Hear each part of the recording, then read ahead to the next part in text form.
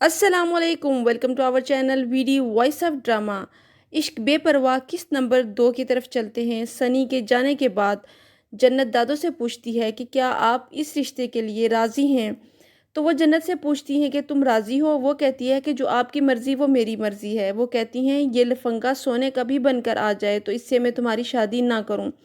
उमर की अम्मी उसकी डबल नौकरी और घर की जिम्मेदारी को लेकर उसके लिए परेशान होती हैं और कहती हैं कि अब्बू की दुकान बेच दो। वो कहता है ये अब्बू ने पुप्पो को तोहफा दिया था और इसका ख्याल आप अपने दिल से निकाल दें और मुझ पर भरोसा रखें, सारे खर्चात मैं कर लूँगा।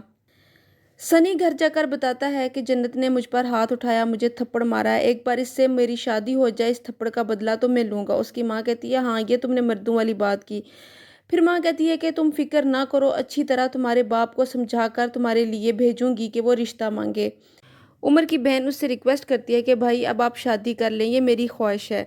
खाने की टेबल पर जन्नत अपनी फैमिली के साथ बैठी होती है। उसने हाथों पे मेहंदी लगाई होती है। दादो कहती हैं कि जाके मेहंदी वाले हाथ धो लो। जन्नत कहती है कि नहीं, मैं गहरा रंग होने दूंगी, उसके बाद उतारूंगी। जन्नत का भाई कहता है कि मैंने इम्तहान में फ़र्स्ट पोजीशन ली, तो क्या आप मुझे बाइक लेके देंगे। अपने वालिद से कहता है। वो अपने बच्चों को इतना जल्दी बड़ा होता देखकर अपनी बीवी की तस्वीर को देखकर याद करता है कि जैसे तुम चाहती थी बच्चे वैसे ही बड़े हो रहे हैं।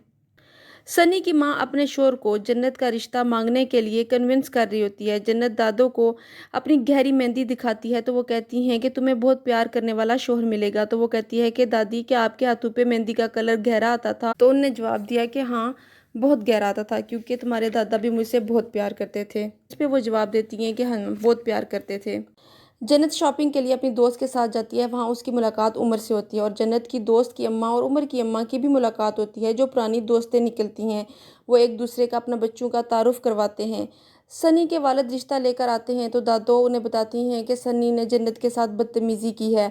आइंदा वो इस गली में मैंने उसे देखा तो पुलिस के हवाले कर दूंगी। वालिद साहब घर आके सनी को मना करते हैं लेकिन वो कहता है मैं जाऊँगा और बार बार जाऊँगा, किसी में जुर्रत है तो मुझे रो के दिखाए। तो वालिद साहब कहते हैं कि मेरे ख़ानदान में शादी करवानी थी तो इसकी तरबियत तो अच्छी करती।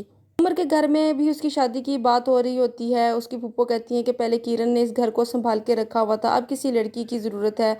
उमर जन्नत को याद कर रहा होता है जब उसकी मुलाकात उससे मॉल में होती है और जन्नत की दोस्त की अम्मी दादो से बात करती हैं कि उमर का रिश्ता है जन्नत के लिए, बहुत बड़ी कंपनी में काम करता है, पढ़ा लिखा है। मेरी बेटी का रिश्ता मांगा था लेकिन उसका पहले ताया कि हाँ मैंने हाँ की हुई है, इसलिए मैंने जन्नत के लिए उन्हें कहा है।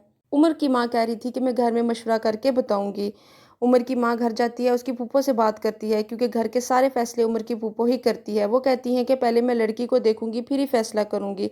उमर अपनी फूफो और माँ के साथ जन्नत के घर आता है। उन सबको जन्नत बहुत पसंद आती है। दादो उमर की फैमिली के बारे में इन्वेस्टिगेट करवाती है और उसके बाद रिश्ते के लिए हाँ कर देती है और कॉल करके कहती है कि लड़के की उम्र जन्नत से ज़्यादा है। उसके बाप को इस पर एतराज़ तो है लेकिन हमें आपका ख़ानदान बहुत पसंद आया है। वो लोग एक दूसरे को मुबारकबाद देते हैं। वालिद साहब कहते हैं कि जन्नत छोटी है, मुझ पर बोझ नहीं है, इतना जल्दी 2 महीने बाद शादी का सोचा नहीं था, बस अल्लाह उसके नसीब अच्छे करे। उमर सोच रहा होता है कि ज़िंदगी भी कभी कभी हैरान कर देती है। तुम्हारा मिलना भी एक मोजज़ा ही है। मैं अपनी ज़िंदगी तुम्हारे साथ गुजारने के लिए इंतज़ार नहीं कर सकता। यहाँ इख्तिताम होता है किस्त नंबर 2 का। किस्त नंबर 3 देखने के लिए हमारे साथ रहिएगा। Keep watching, don't forget to subscribe our channel. Take care, अल्लाह हाफिज़।